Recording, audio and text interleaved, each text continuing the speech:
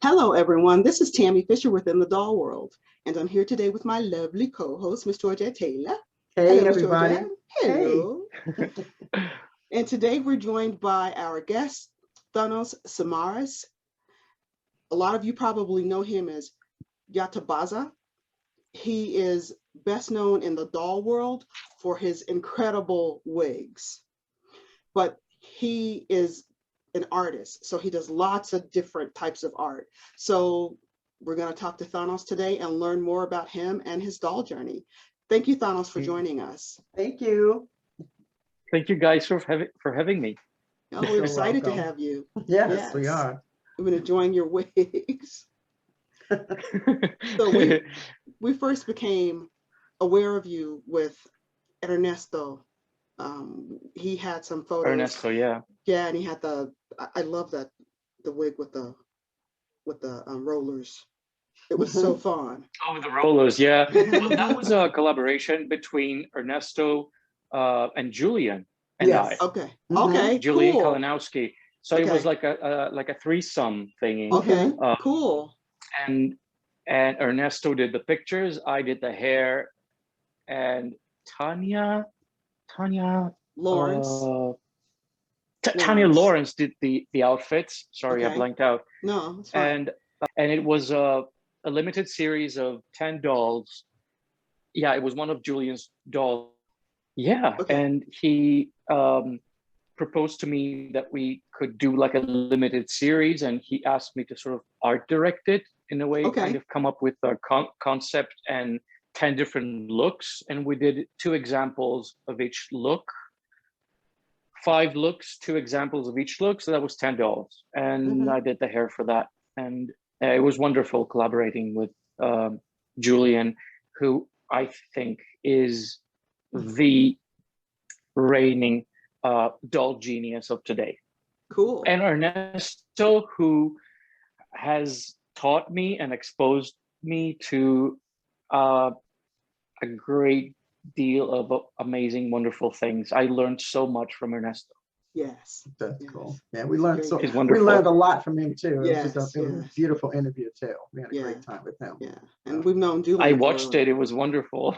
Yeah, we've known Julian for a long time. Julian came with me to In the Doll World. He was one of those people I knew prior to us starting this. So yeah, our journey is a little longer than In the Doll World. Yeah. So Oh, I see. Wow. Yeah.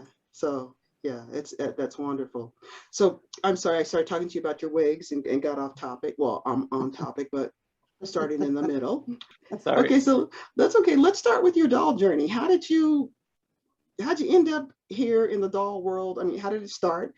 How'd you end up specifically with wigs? That's a very specific journey. That's a very specific journey. You're right. Let me just go back to when I was a very young child. Somehow, for reasons still unknown to me, less so, but I'm not really sure why. I got interested in hair. For me, hair is something that is extremely transformative to a face, to an individual, to an identity. People can become other people just by changing their hair. So that kind of dawned on me really early on. And I was really fascinated by the nature and the malleability and the versatility of human hair. So my mother, when she was a teenager, she was a teenager in the early 60s. So once she got to be 18 or something, she had really long hair. She cut her hair, she bobbed her hair. So she saved the ponytail. And I found that ponytail in a drawer somewhere. And I would take bits of that ponytail and experiment with it. I must have been 9, 10. And I would experiment with this human hair. It would react to whatever stimuli I would give it. Like, it would be forlorn if it was wet. It would be wonderful and beautiful if it was sculpted. It would wither away if I put chlorine and bleach onto it, but then it would sort of bounce back when I put olive oil onto it and, you know, give it love. So this verse, and then it was different indoors and different outdoors with the sunlight hitting it. It was a very versatile and very responsive material, and it just fascinated me. So little by little, I went through the entire ponytail until there was nothing left. I was experimenting with it for a long time. And then, of course, you know, I'm a boy, so I couldn't have dolls. So, but I have a sister, and she had dolls. So I would play with her dolls in secret. She and I had a pact, so I could play with her dolls. And I couldn't really enjoy my time with dolls because it was a forbidden, burdened love. I couldn't really enjoy myself, and there was a fascination with dolls very early on. And then one night, it was on CNN Europe. I watched a news story on the French doll Madvani. You're aware of Madvani? Billy Yes. Boy's Yes. dolls. Yes. Yes. And I was blown to bits. There were close-ups of the hair, the makeup, the accessories, the fabrics, the textures, the skin of Dee, the black doll, who is my favorite of the Madvani family. The makeup, just everything was so out of my world and a window into another world that I had never imagined existed. So that was a very short news story, and it was really late at night, 3 a.m, and it just went in and out, and then it was gone, and I knew nothing. You know, that was way back in the time where there was no internet. That was the early 90s. So I had no way of going into like French doll. She looks pretty. She looks handmade. Everything is amazing. What's her name, please? So there was none of that. So I had to sort of file it away. And I did file it away. And then I just went on with my life. And years later, after going to university in London and drama school in London and being in New York to do some seminars, I went to the Chelsea flea market.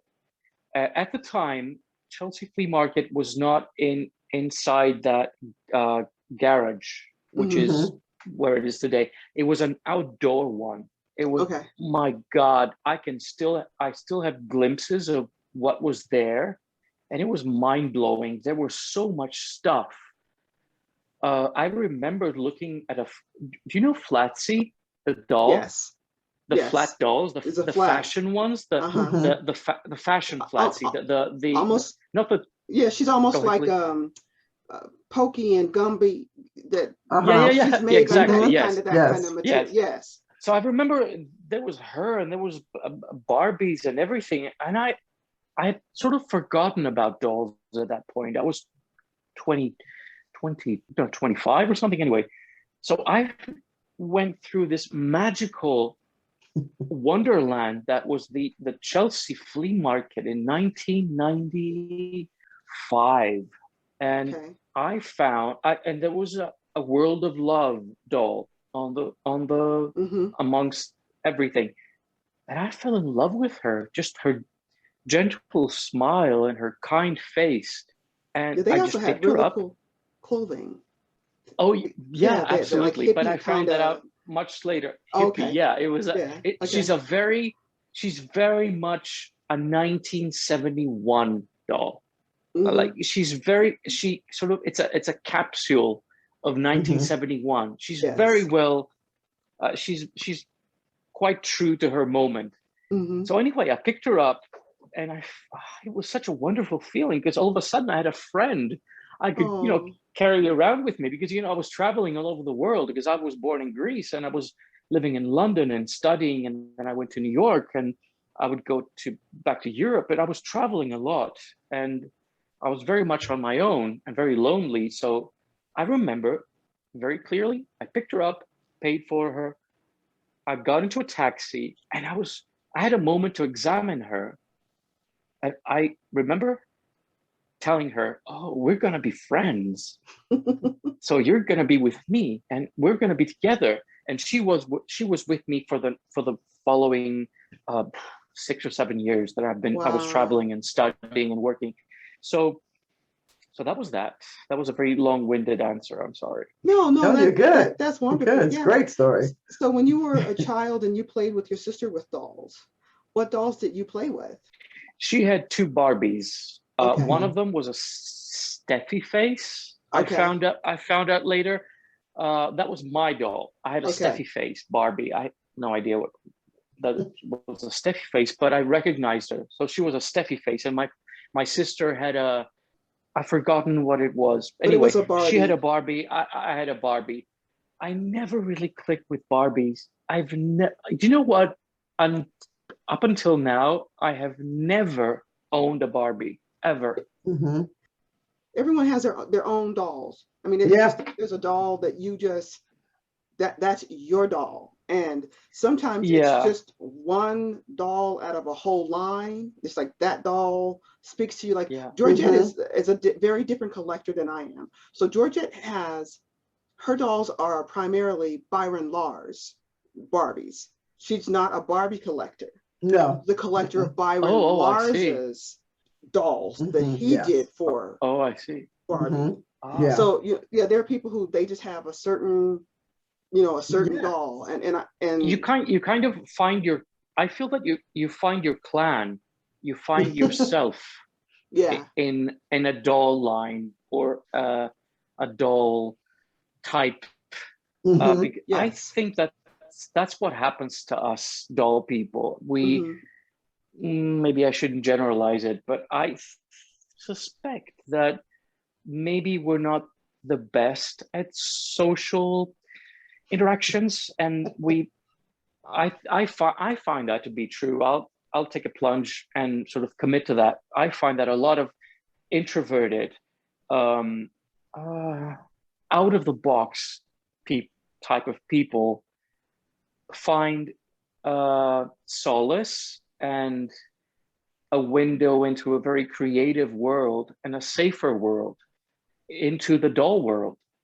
Because I know that I prefer things resembling humans rather than humans themselves. Okay.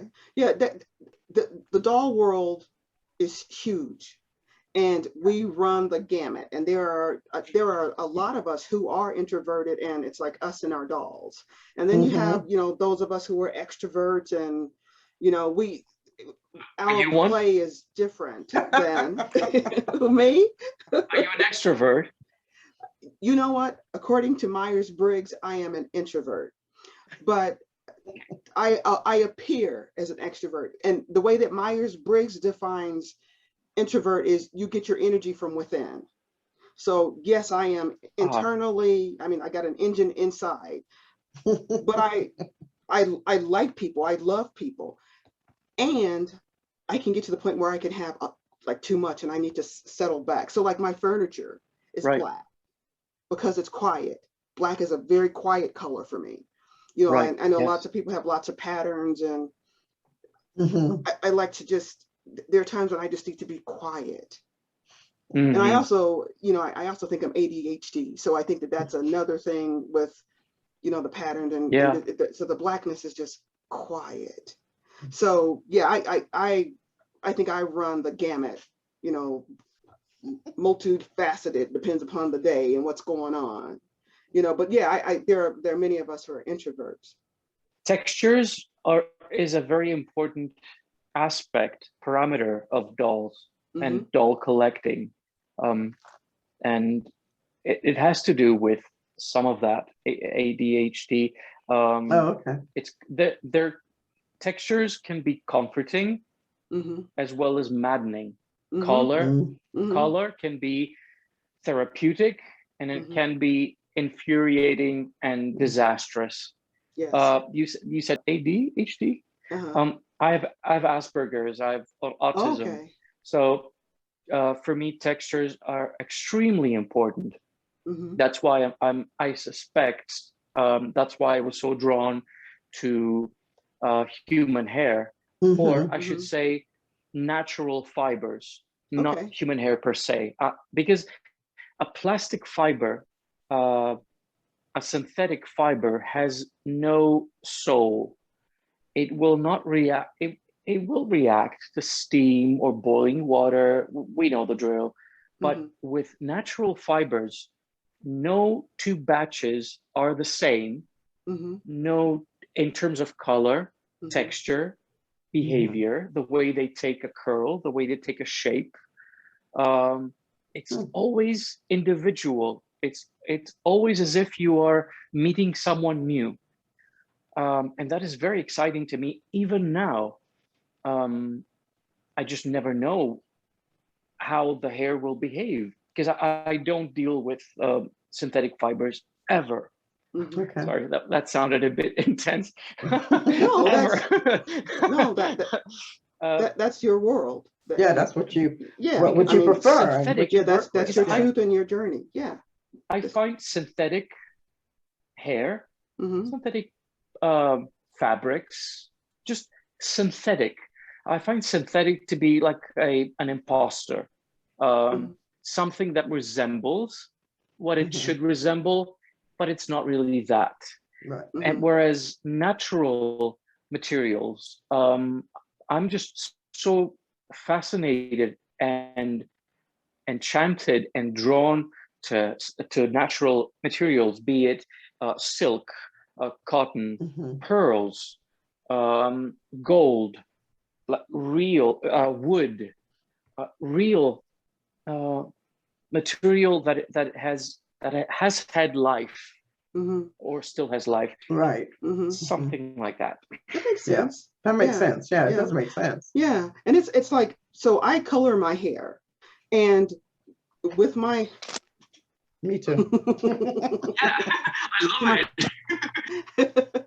And for me, and I know this might not make any sense, but in like all of these red, orange, brownie, that's gray. And for me, it feels that if I color my hair black, that for me it feels like I'm lying. Well, it feels like I'm lying. If this, you can look at this hair and say, usually my hair is not a natural human color. Like I get more on the purple side, and I feel like, okay, my hair then becomes a piece of art. So everyone knows that I'm not here in the room. Yeah, it's a canvas. Everyone knows that I'm not in the room to tell you a lie. I'm not trying to tell you, oh, look at my black hair or what, because it's not. Right. You know, my natural hair color is black, but it's gray now. So the way that I play with that is I color it with unnatural colors. And it feels like to me that when I step out into the world, there's like this agreement that we have, and it's that, yes, that is not my natural color hair. You know, it's like, so we don't have to have a conversation about, do I dye? And you're presenting yourself. Yeah. And I'm also an artist. So yes, my hair journey is a whole journey in itself. It took me to get to about 50 years old to be able to love my hair. I absolutely love my hair now. That's so and that is also where I can play with it, and it's because I've learned to love it and accept it for what it is. I don't have to, straighten it so that it looks professional, because a lot of people think professional hair is straight. Yeah. It's like, no, my hair is in its natural state. And there's a freedom. So I understand what you're saying about that whole thing about this life. I get it. There's a lot of information. There's a lot of information embedded in our hair. A lot of our identity is embedded in our hair. the way we choose to shape it, color it, present it, it really does give away so much information about us.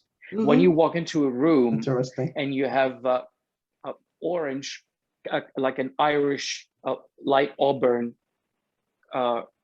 hair, as you do, with the darker strips, which are still dark, I believe, right? Yeah, that's where it's right. Still black. So exactly, yeah. You through that, what I'm getting is that through that you have the courage to present yourself with less fear and present yourself saying, here I am, and I am not afraid to present myself and be in the room. And I mean, I would not dare go into the discussion about African American hair, because our hair is a whole political. I don't know enough. Statement. I really researched it, but just for me to understand as much as I can. But I don't know enough to sort of speak on it. But African American, that texture has been abused for the longest time. Black girls would need to change their hair to resemble Caucasian hair to blend in and not be, and be sort of less black, which is devastating. That's what I'm picking up on it. But it's a whole, it's more and more. Thing. Yeah, it's interesting when your body is a political statement. Your natural body is a political statement. Of course. When in America there are states that are writing laws and passing laws about my right to wear my hair like this. They're literally passing laws that say I have the right to wear my hair in natural. Yes, currently they just passed it. Yes. Yes. Like how far south into the South are we talking? So it's not just the South. It is part of the racism that we experience in this country. We are seeing changes, but in our even recent history and even now, it's seen that there are certain positions that you cannot hold with your natural hair. If you look at most of the people on TV, like the people who are newscasters and things like that, they tend to not have their natural hair. Their hair tends to be straight. So we've had stories about, kids had to get their hair cut or they got kicked out of school because their hair was in its natural state. And no one should have to legislate. No one should have to give me the right to wear my hair the way that God made it. But the chapter of hair is it's not just about hair. It is a political statement. It is an expression of identity. It is a form of it's a canvas to play with. It doesn't need to be so heavy or complicated. Right. But there's a lot going on with hair, and I find that in my world, I'm an actor director, so my interest is in characters and human behavior. So I've always been interested in what type of hair would the character have, or should the character have, and it's always been a part of creating that character. Just as important as the costume, the makeup, the set, the light that hits it, the music that dresses it. Hair carries information, and when it comes to narrative arts, or a narrative, should I say, when it comes to telling a story, it is a parameter, a very important one. Yes, that makes a lot of sense. In my humble opinion. No, I agree with that. Yeah. Yes. So how did you come from? You say you were an actor and a director, and I know you were in the arts. How did that transition though into you creating wigs for dolls? Right. Not just wigs, but for wigs for dolls. How did that happen? Yes. You know? I don't like people. Yeah, I'm not too crazy about people, so I'll just go to dolls. But so here's the thing: it never transitioned. It has always been a split personality. It's always been parallel. I've had I am two people. I'm Thanos, and I'm also Yatabazah. And I don't mix the two because I'm still not allowed to. And that is infuriating and oppressive. I was going to ask you, what does that mean? What do you mean by that? Well, you're not allowed to in that sense. What does that mean for you? Well, in my world of theater and movies and that sort of thing, it would never mix. It can never mix. My work with dolls, it doesn't make sense. I'm talking about how it's perceived, not as I perceive it, because I feel that everything in whatever I do, it's all one thing. Whatever I do with dolls, it's telling a story. Whatever I do with actors is telling a story in a play, or whatever I do with myself in a movie or on stage is telling a story. It's all about not being, it's all about being poetic and just speaking truth directly or indirectly. It's an honest way of expression. That's how I deal with dolls. For me, every wig and every doll that I customize, or every accessory that I create, or everything that I do with my hands is telling a story, is about an idea. It's not just about, oh, it's pretty.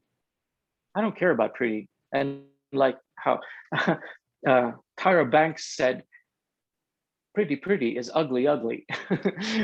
She was right. Pretty is not the issue for me. It's about conveying an idea, an emotion. So to me, everything is one. But dolls, oh my God, that's certainly not a serious, pastime. How would I call it? Yeah, it's looked about. I feel that it would be looked down upon. So I understand what you're saying. I understand what you're saying, yes, but so do you see? So Yatabazah is that's your part of your personality that is in the doll world, the one that is allowed to experiment in that arena. Is that what you're saying? And then Thanos cannot do that. Yeah. Okay. So that's why you go by the two different Yatabazah names. is me as a kid still. Is me as a kid still.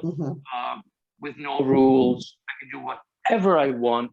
I don't need an audience. I don't need a producer. I don't need a critic. I don't need anybody for any feedback whatsoever. I can just do whatever I want. And that's all I want in life, to do whatever I want. And with dolls, in that scale, I can do it.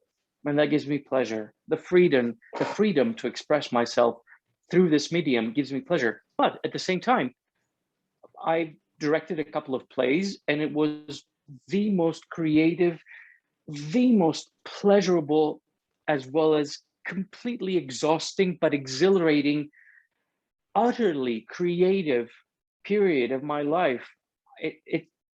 I have to separate the two for them. For me, it's all one, and we're fine.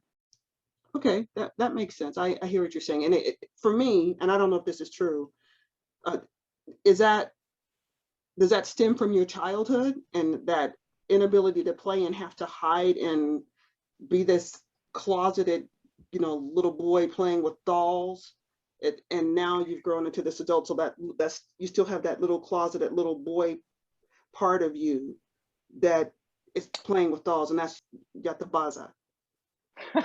Yes, I'm sure it has carried over into my adult life, but it's not just about being a sissy, or Oh no, it's not. I'm sorry. closeted, or When I get, it has to do with non-conforming to any rules other than the rules of empathy and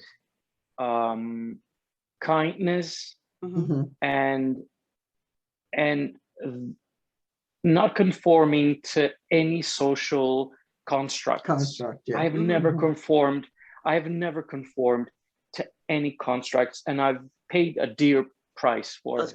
That was gonna be my next question. That's yeah, but you pay for that. But that in independence. That independence has a cost, and yes, I could not honestly say that I stand by my choice, because it was never a choice. I had never a choice. I just had to stubbornly do whatever the F I need to do to feel content and fulfilled and happy and filled. Yes. yes, With without hurting anyone. It's all about empathy. yes. Empathy is number one. When I use the term closeted, it wasn't about because I don't know your sexual orientation. It's none of my business. Do you think I'm a homosexual? Oh my God. None of my business. Let me tell you what. How very dare you?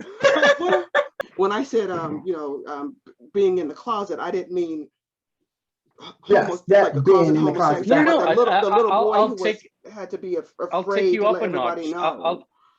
I'll take it up a notch. I don't even have a sense of gender. I've never felt be male or female. It switches. It's something in between. It shifts. So it's like the gender fluidity kind of. You know what? Those are words that we kind of had to learn and use. I don't even want to conform to that. I'm just a little person. I'm just a little person who's gonna be on Earth for a very little while. It means absolutely nothing what's in my pants and what I do with it, and it's time is very little and it's very precious, and those things just have very little meaning. But you know what? Having said that, all of that has to do with my work. With whatever I do, it's everything. It has to do with identity, sense of today. Who do I want to be? How can I change myself so I don't hate myself? Transformations. And wigs do that. And dolls, as we shift from doll to doll and we kind of focus on the new one and we give ourselves wholeheartedly to the new entry, it's basically choosing a new self every time. Sort of, not always, but I feel that it gives us it allows the allowance to shift identities. People that are how do I should say this in the way that I want to say it. I don't play with dolls. I am with dolls. I think that it's a lot more complicated than people give it credit for. Not that it needs to be, so that it's legit. No one cares about that. And right now, I just want to sneak something in. I've recently gotten into the BJD dolls. I was resisting and disliking them for the longest time. I just could not, because I'm a Madhvani freak. I think Madhvani is the but Vadi and Julian's dolls are the best dolls ever, and that's a very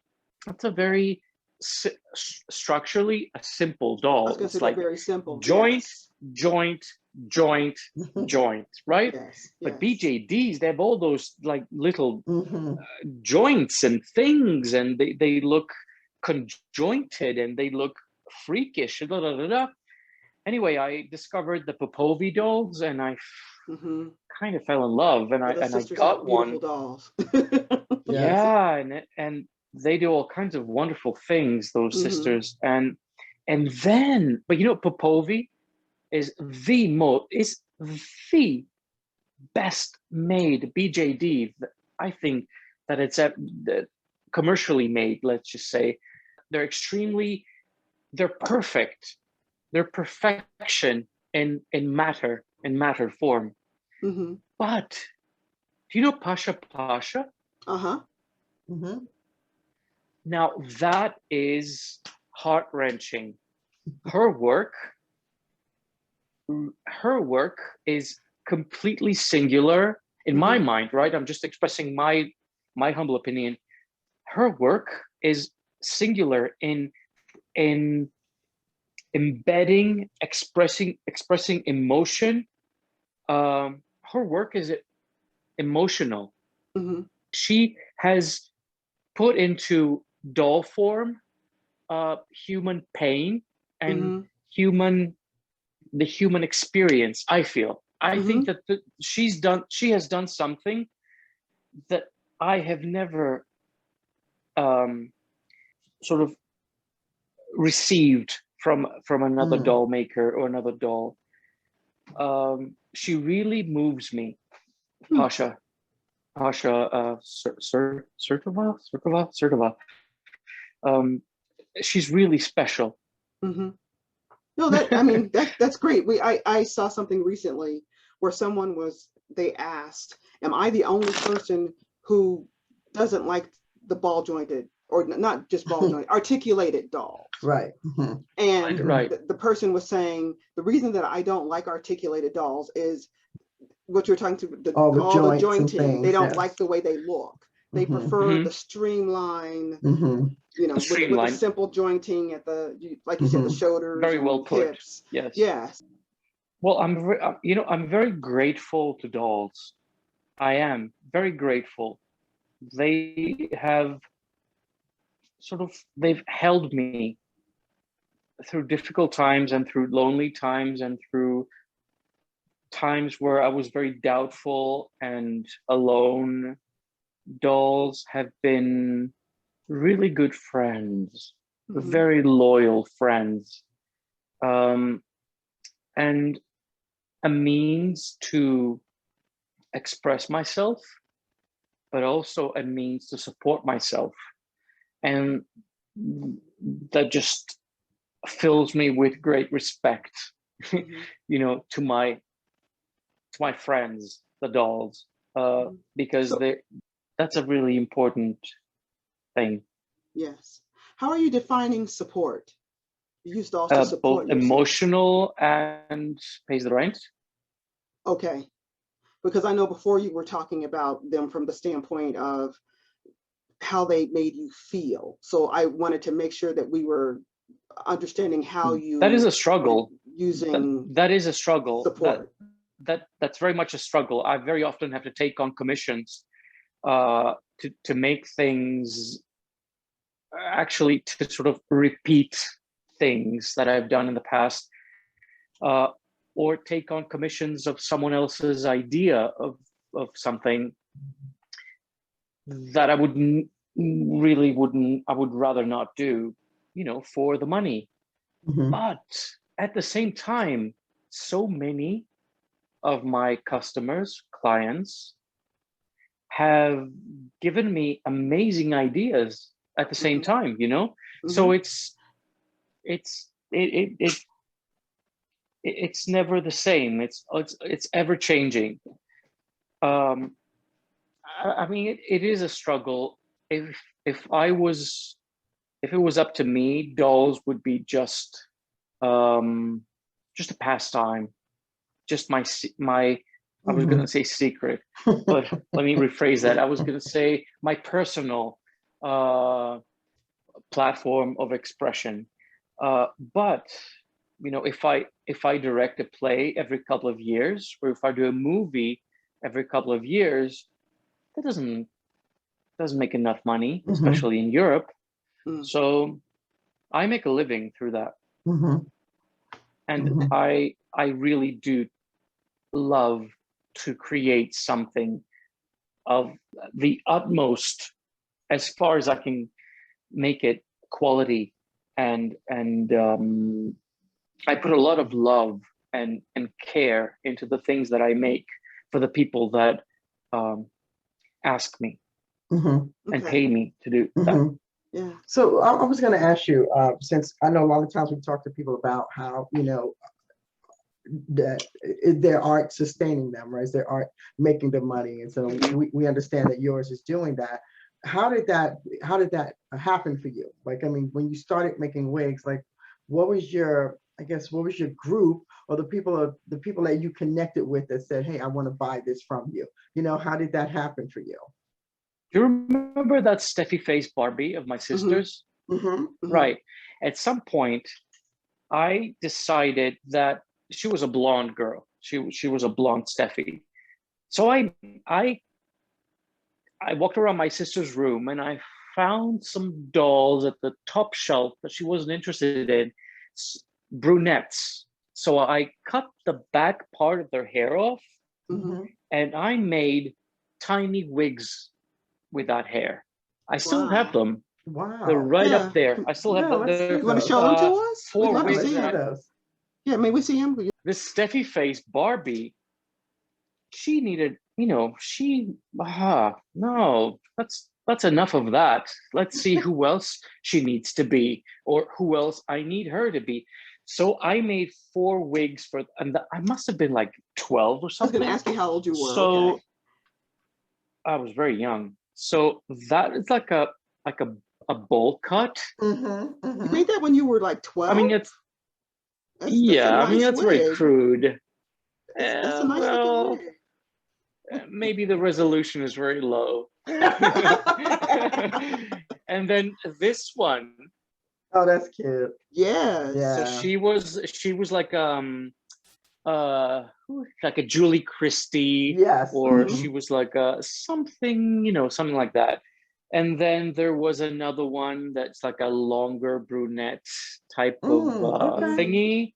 And then what else is here? That long brunette. Okay.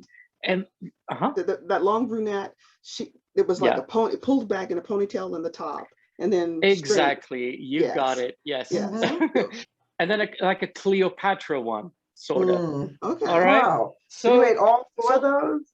That is so cool. Yes, those are the 4. And then, but hold on, I started making a lace wig, but honestly, I had no idea what a lace wig is.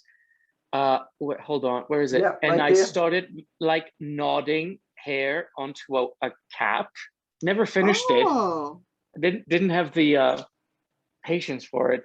But what was your question? How did you get started into that part of it, and then making money doing that? Payment for it just came without really asking for it or planning for it. But this Steffi face just became 4 different dolls, completely different dolls, who needed a different wardrobe, had a different vibe. They were just 4 completely different people. So did you make wardrobes for each to go with each wig? I kind of did, because you know what, the Cleopatra had. Oh, okay. I just found out. Oh my God. All right, it's embarrassing. Did you make that when you were a kid? Your little. That's not embarrassing. That's a beautiful. You had to put a headband on her. Yeah, headband. So cool. Yeah. That is bronze, ladies. That is bronze. So how did you get the beads on bronze? I have no idea. My mother's very creative, so she had a whole bunch of materials. So anyway, I just saw that. That's very cool. What really made me extremely excited and inspired was that hair is very transformative. Mm-hmm. So that kind of, and then plot twist, CNN Europe, 3 a.m., Madvani, Mm-hmm. a doll that has human hair wigs. Mm-hmm. And I was experimenting with human hair already. Mm-hmm. Right. So, the universe conspired into me realizing that Mm-hmm. I want to make human hair doll wigs. So are And all of your doll wigs, are they all human hair, or they're all like hair, like you have like alpaca, or someone else, another hair from another natural. living creature? Yeah, natural. Yes. Yes. It's human, horse, goat, which could be alpaca or yak, Okay. camel hair, Wow. and and I'm just waiting for an order of silk. I really want to go into working with silk now, Wow. Making because silk silk haired is neither, wigs. Hair silk will hair be made out of wigs. silk. Wow. Yeah. And then but it's really interesting because silk is neither hair nor a string. It's something in between. Mm-hmm. And silk, well, the type of silk that I bought, like top notch quality, has no flyaways. Hmm. So it's going to be very exciting working with. I just have a whole bunch of ideas that I've been, for the last couple of years, that I've wanted to uh, put into Mm-hmm. action, and it didn't feel right. But with this fiber, I'm really gonna go for it. So your primary way of supporting yourself is it through the wigs, or the Depends. whole doll, or so? Depends. Because Okay. if I do a play or a movie, Mm-hmm. then I'm good for a long while. But Okay. I'd rather not do projects that I don't like. So there might be like a lag between projects. And in Okay. between that, you know, dolls are my friends, and they keep me, you know, they keep me afloat. Okay. That makes sense. So your journey, it sounds like it started as a very young child. And it's a journey that is continuing because you're still playing with different fibers. And so I'm still 11. I was, you're still 11. That's beautiful to continue to be able to be Never that moving that on. that wonderful little child, have that spark. So you told us you're going to be going into the silk. So Mhm. that's your next phase. And what else do Yeah. you see as, I mean, as this journey is continuing? So what's going on with this journey? How do you see it growing? Right. I've been getting a bit tired of doing, kind of repeating myself the last couple of years. Uh, well, not totally true. I've been progressing and moving into the BJDs, and Mm-hmm. because I was really working with Madvani and Blythe for the longest Mm-hmm. time, and really Mm-hmm. enjoying myself. Mm-hmm. Um, and then I'm getting into BJDs. But this new fiber, which Mm-hmm. I know very little about, because I've been experimenting with it. Um, I Where'd just you find died. where'd you find out about I it? just Where'd you find us? well, my friend Leo gave me a bunch of silk. So Okay. this was gray this morning. So I dyed Okay. it Oh, dark brown, Uh-huh. and It's beautiful. so I like the I'm just sheen. starting to. Yeah, it's beautiful. I'm excited at getting to know and um, exploring a different fiber. That's all. I don't need much. You know, a new fiber is really what I needed to sort of become excited about creating again. So you're gonna That's nice. do different styles with this when you're as you play with this. Are you seeing this as new types of wigs, not just the fiber, but different styles? That's a very good point. Styles, hairstyles, kind of. Oh, what's the word? Dictate the fiber. Okay, that makes Because a lot of sense. Yes. It's not the other way around. Okay. No, that makes. If you want a structured, look, Yeah. a structured style, you will not go to alpaca. That fiber is maddening. That drives me nuts because I'm very much structural in the shapes that I make, and alpaca really only looks good limp. And it looks amazing, but limp. Okay.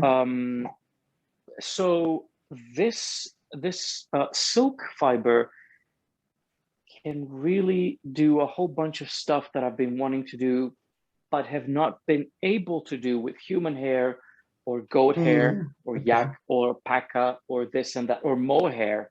My God, it's maddening. Mohair with the flyaways and the lack of, it doesn't, mohair needs to be flowy. Alpaca needs to be limp.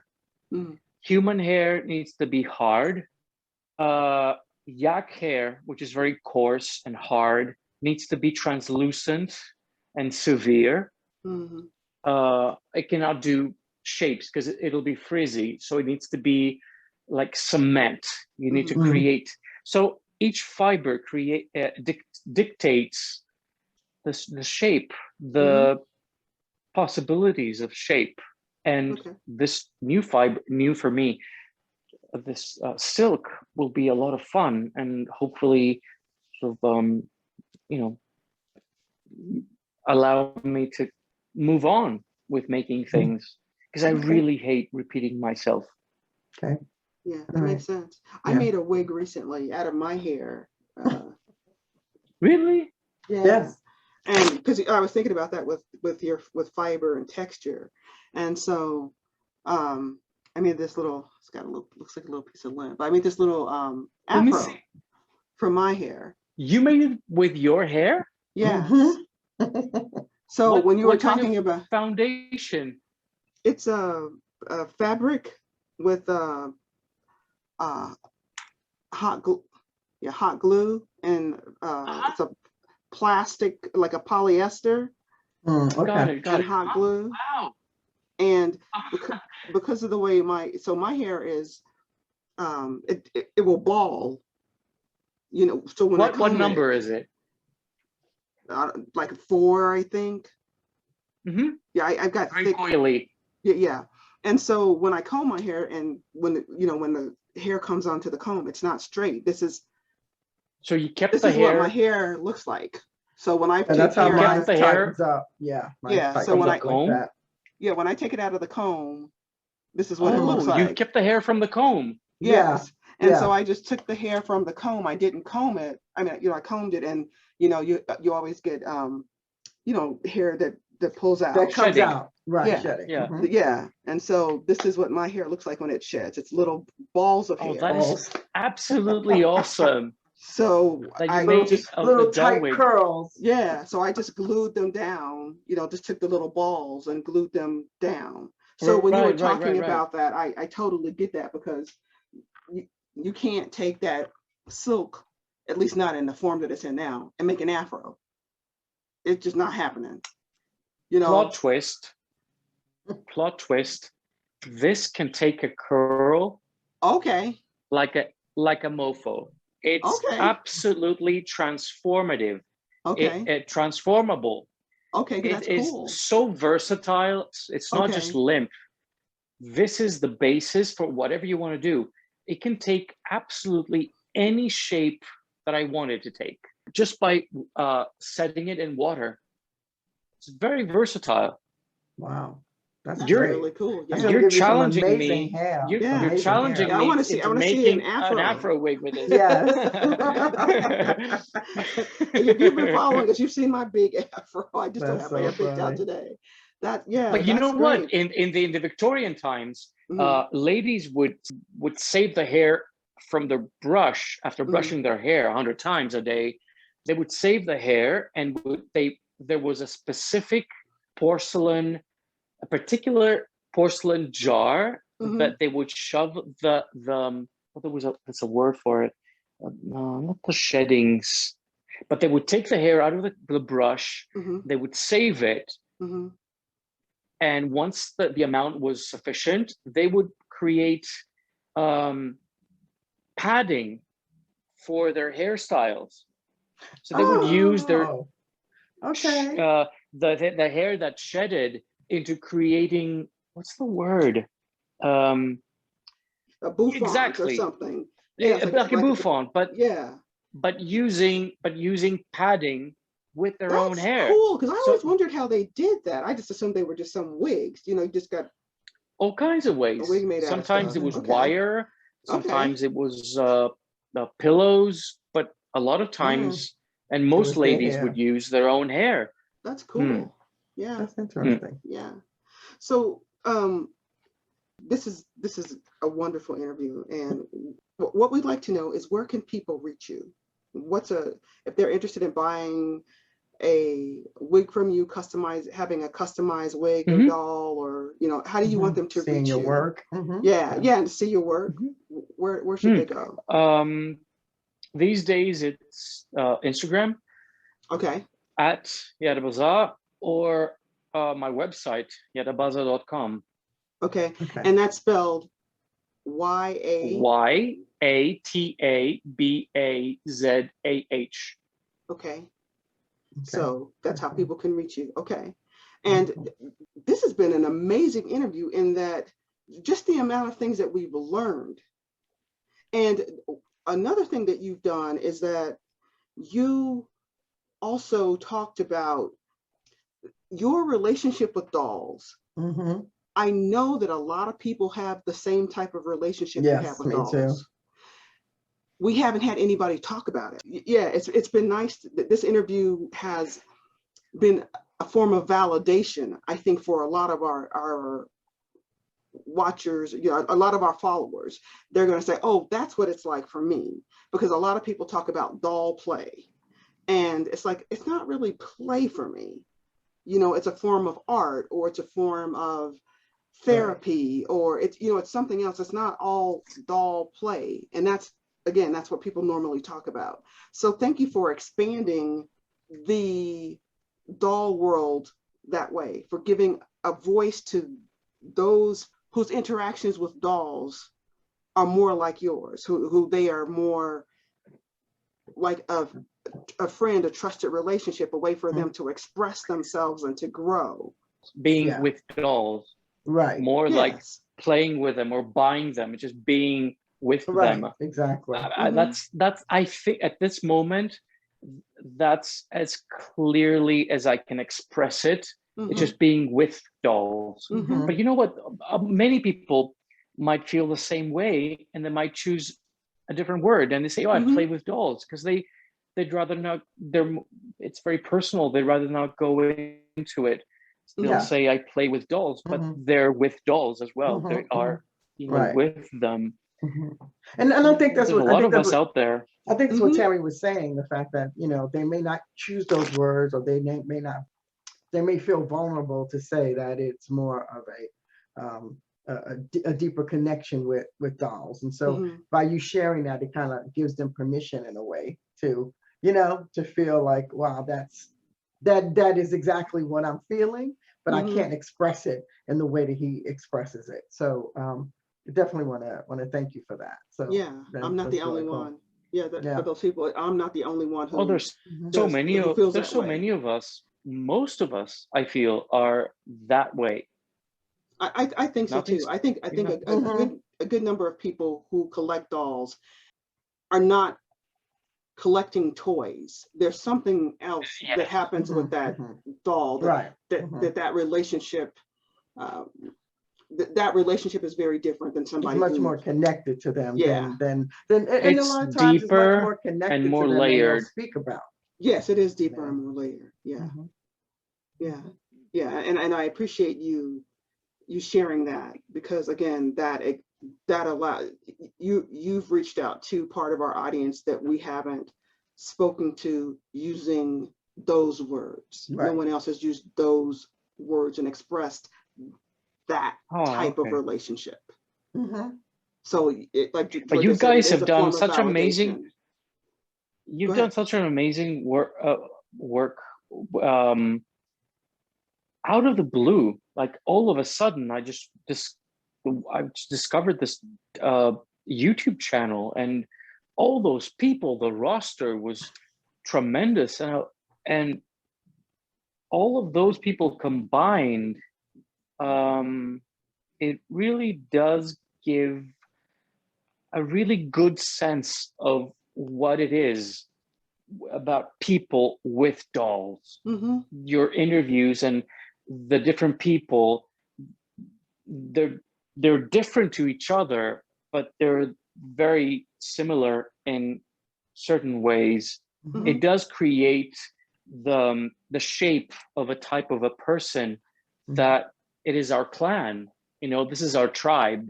We're doll people. Mm-hmm. You know, we're doll Yeah. people. And no one has ever done that before so consistently and so diligently. So kudos and thank you. Thank Thank you. you. Thank you. So Thank you much, for Thanos. acknowledging that. We really I, appreciate that. Oh, for sure. For Yeah. sure. yeah, For sure. yeah. The other thing I wanted to say before we have to go is that Yeah. I also want to say that I thought it was very fascinating, this interview about your expression and how you explain hair and Yes. wigs. Because because as people who, you know, who don't really delve into collecting as much, but understand when I look at a doll, what, you know, what brings me joy. I never, I mean, I can look at their hair and say, oh, that's an amazing, you know, that's an amazing hairdo, but I never think of it beyond that sometimes. And I never think about the nuances that attracted me to that. And I think you did that, you know, you showed that by talking about how you looked at hair and how you understand how those little nuances of something like hair can really connect you to a doll without us even knowing that. You know, I just thought it was fascinating. It's fascinating listening to you talk about how you experience hair and I agree and with wigs. I thought it was fascinating. Yeah, and even with the Oh, characters in the that's in the awesome. plays, Yeah. yes, how I important loved their it. hair is. Yes, I loved I it. agree. Yeah, yeah. This is, and you know, that's one of the beauties of in the doll world. Everybody's journey is a very specific journey, and it's like there is like, if you can imagine, like there's a globe, and there's little bitty pieces that go together, maybe little beads that you put in there. So there's all these tiny little pieces that make this, but every little bead is Still connected. important to that. I mean, you can't have the globe without all of the beads. And each of you you walk into the room and you hand us a bead, and we put that bead on there. You know, and it's like, we're getting So that much awesome. closer. Yeah. And Awesome. each of you teaches us something. And I think that each of you teach something to our audience, you know, because again, it's like, when I reached out to you and I saw your wigs, I was like, those wigs are crazy. They are amazing. And it's like, why would you make doll wigs? But I'm looking at them and it's like, they're amazing. Right. Why would you? For sure. Yeah, why would you? That's nuts. But you know, but the funny thing about that is getting a glimpse into who he is and having these conversations, you understand why he makes wigs. You know what I'm saying? From a little boy. Yeah. Right. It's so cool. It's like it wouldn't make sense for him to be doing anything else in the world. Right. From a child, he was playing with human hair. He is born to be a doll wig or some kind of a wig maker. I mean, it's just like, you know, I'll add to that by saying what all those beads teach to each other. Mhm. What Julian has taught me, and Ernesto has taught me, Right. Yes. and quite a few more people have taught me, inspire me daily. Yeah. that's Truly true. do. Yeah. I'm astounded just by scrolling on my Instagram, just by seeing there's so much creativity in this world, Yeah, the it's doll so world, much. you know. It's so much. And Oh my Yeah. gosh. some people might, I suspect some people might dismiss it as being, oh, it's the doll world. It's like, oh, it's the car world. Oh, it's the, I don't know, it's the shoe world. It's a very niche. It is niche, but it's so rich. Yes. Yes. Yeah. Because it encompasses pretty much everything about human Humans. beings. Yep. Yeah. And It's like our history. I top mean, to not just bottom. today. Yeah. Yeah. There's so Yeah. much.